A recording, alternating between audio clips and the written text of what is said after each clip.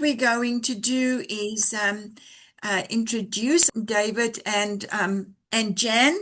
Jan is from the Hub Church in Feilding, and David is from Gateways Christian Fellowship in Palmerston North. And together they are part of the leaderships of Feilding and Palmerston North. Jan is chair of the Feilding Christian Leaders Network, and David is the chair of the Palmerston North Christian Leaders Association. So I welcome you both as you are with us this evening.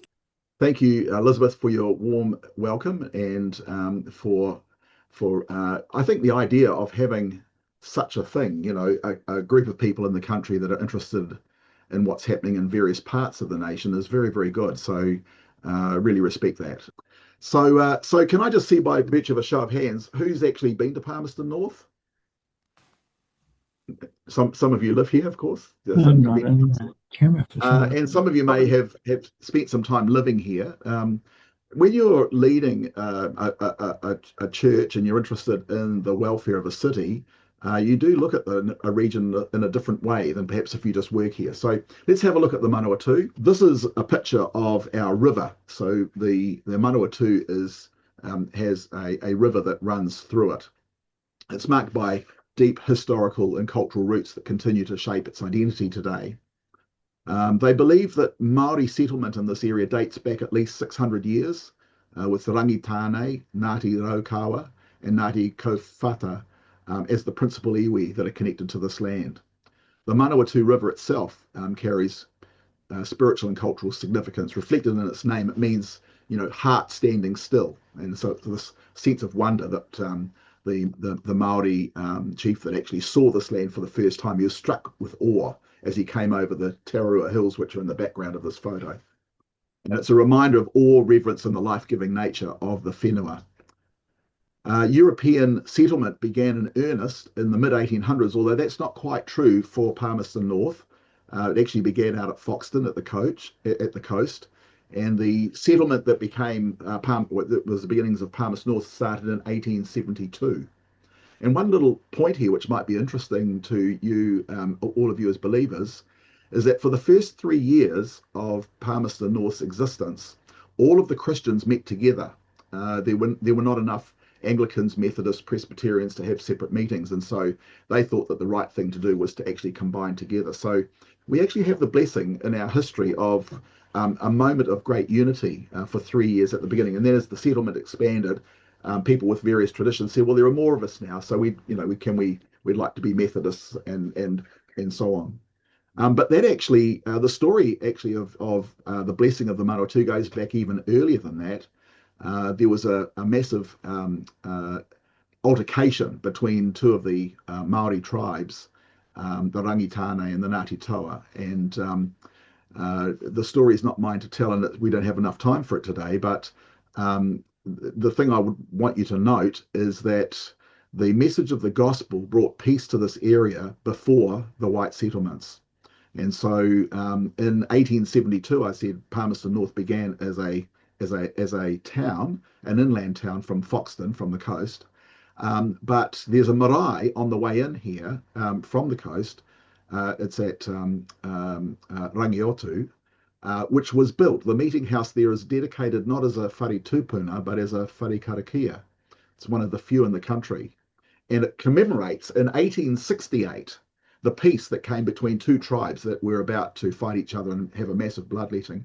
And the reason for that was that there was a Maori man on one side who had received Jesus Christ, and he stood literally in between these two parties with their guns, went out into the middle, holding up his paipera tapu, the Bible, and saying, are there any believers in Ngāti Toa?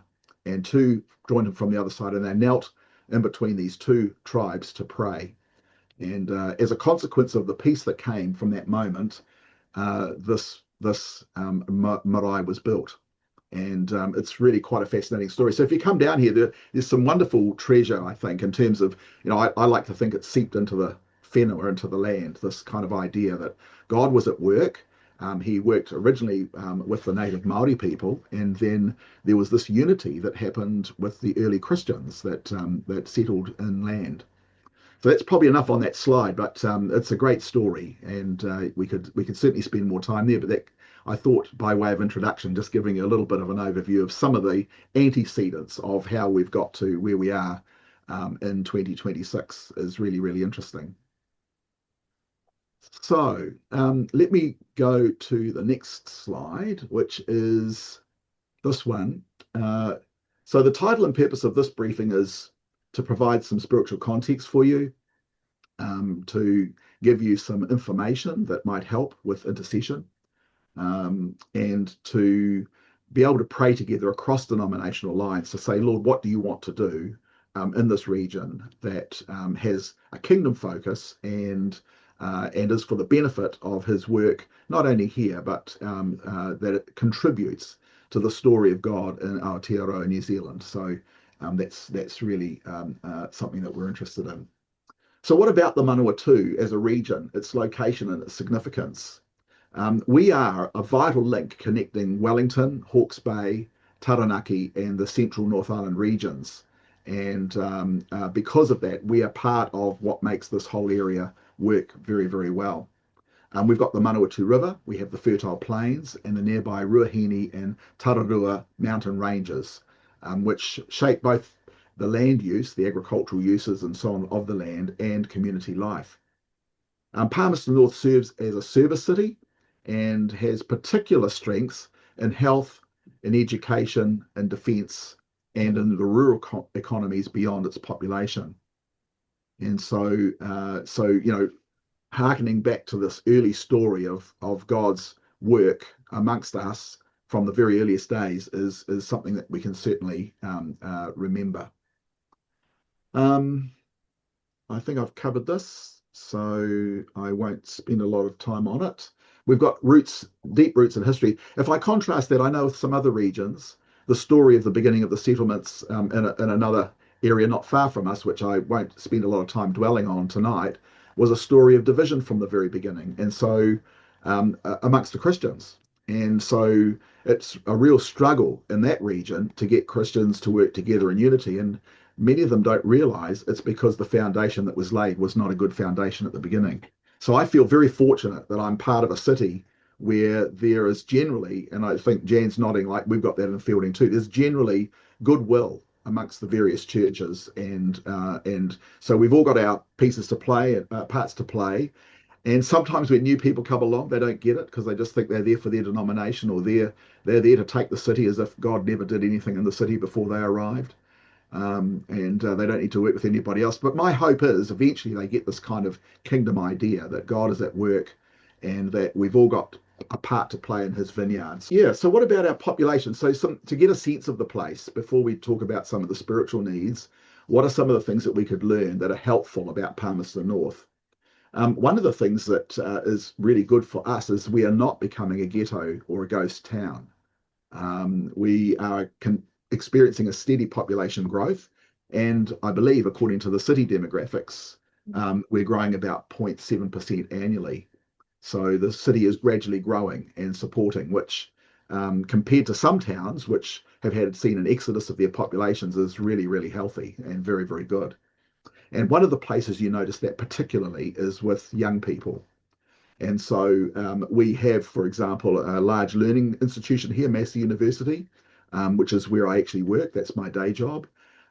We've got the International Pacific University. We've got a strong polytechnic. And our hospital is, in fact, a teaching hospital. So if you're up there for any reason at all, you won't just necessarily see the surgeons and so on. You'll probably see the traveling circus. That's all the people that are wanting to observe and learn and this sort of thing. So we have the benefit of a large youthful demographic profile. But one of the challenges with being a centre for education is that our student population can be quite transient. So they come here, they study, and so I have heard of pastors saying, well, it's not worth investing in these young people because they come and then they go, which I think is quite a sort of a small-minded view. But nonetheless, those young adults, once they've worked out, what they're doing next, may not stick around, and they may be off again on some other challenge in another part of the world, and so on. So sustained involvement in local organisations and churches can be a challenge because of that. But on balance, I think it's a real benefit.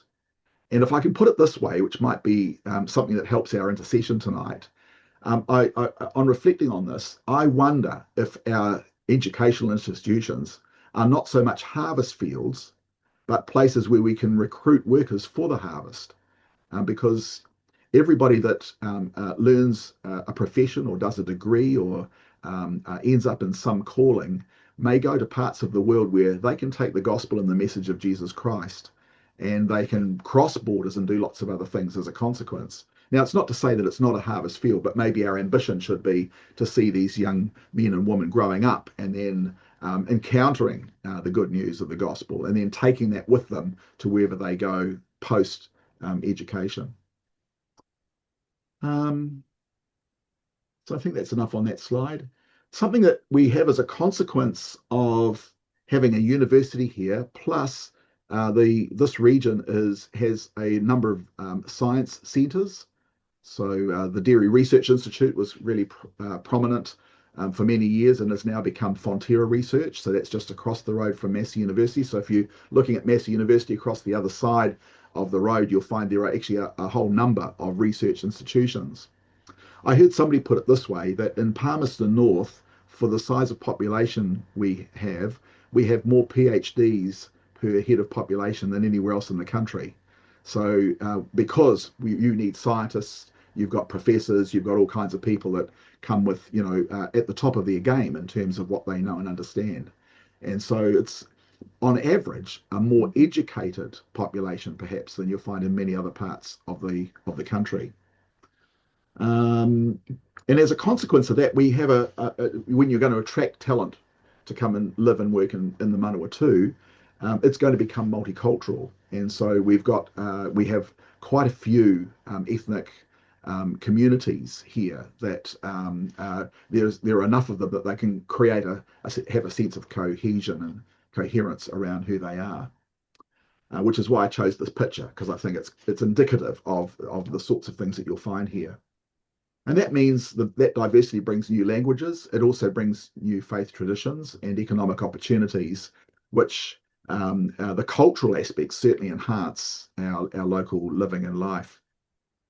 It does bring, though, with it some of the challenges that you would normally find with integration of those communities. So, for example, in the church, in the churches, you'll find some will gravitate to a church that's just them, and so this sort of, the view that the churches could have a wide expression of cultures doesn't always work. And so you'll find, some people say we find that we're comfortable with these people because they understand us and we understand one another. And that's not necessarily a bad thing until it becomes isolated. And so if that expression becomes a sort of, we'll just do our thing over here and ignore everybody else, that's not good. The idea of actually finding other people that you share a common background, language, culture, and an understanding of faith together it can enrich us if we still have a generosity of spirit to other expressions of the body of Jesus Christ in the town. So what about the economic landscape? And what is it that Palmerston North and the Manawatū has as strengths economically? So I've talked a little bit about the demographics and the educational focus. So we have the advantage of multiple sectors like education, which I've already mentioned. We are a very strong agricultural centre and provide central services for a wide radius of farming and agricultural expressions, the communities around us. We have a strong health focus. We have representation from two parts of the Defence Forces.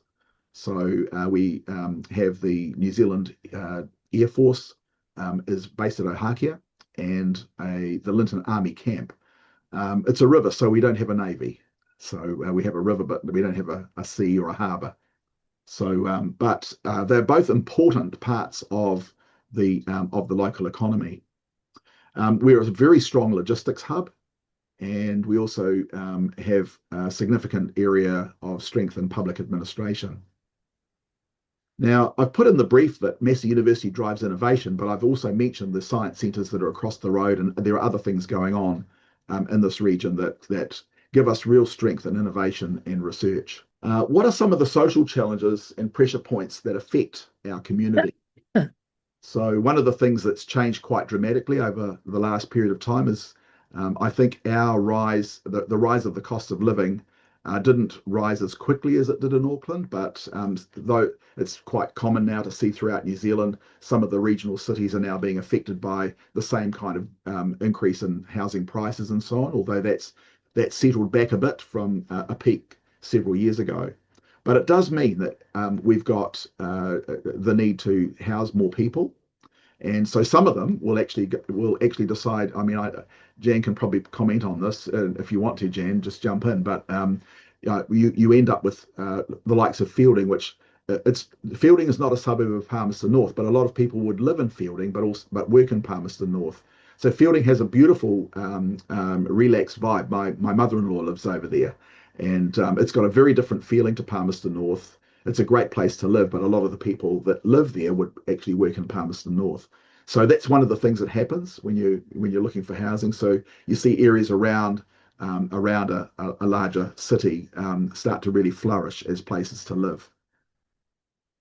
She's nodding her head like, yep, keep going, you're on the right track.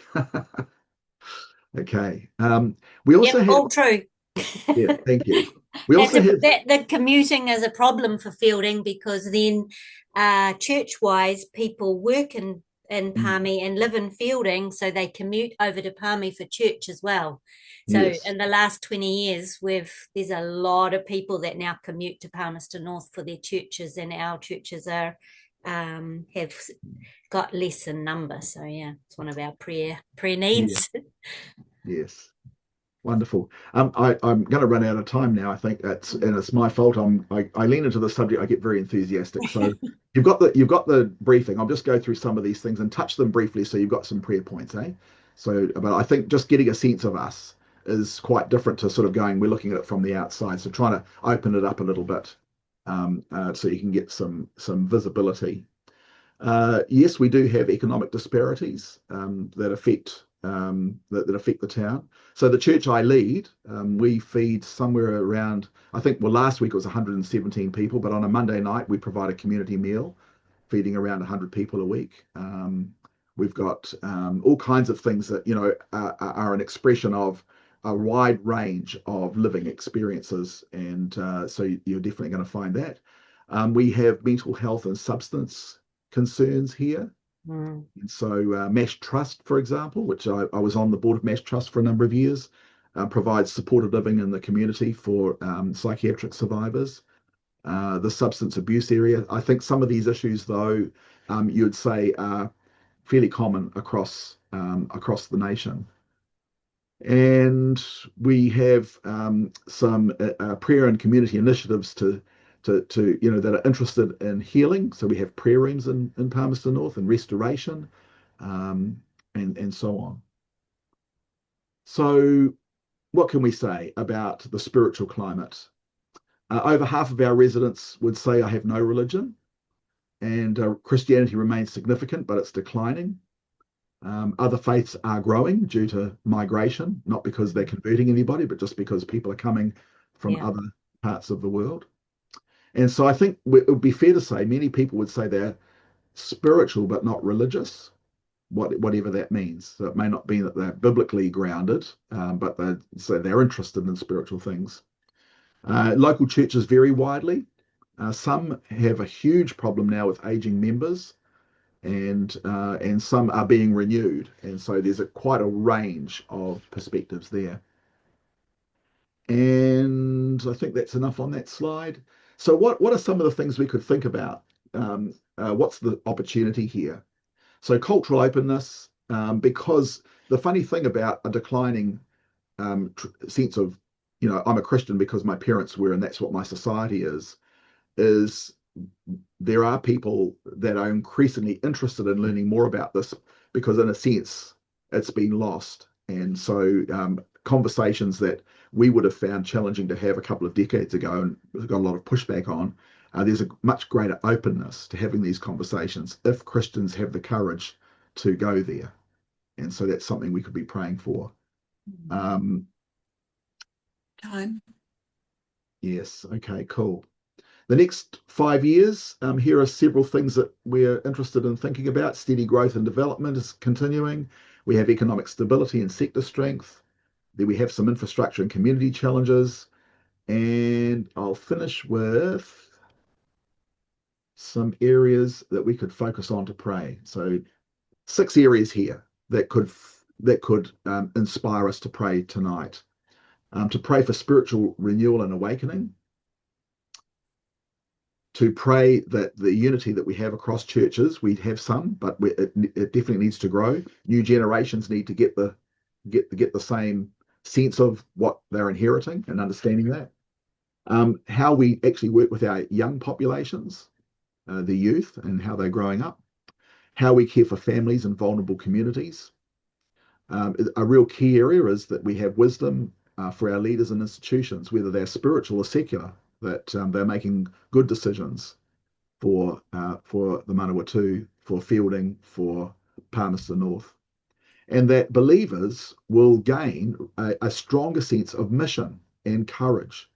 So that's something I think that would be marvelous if you could lean into that tonight.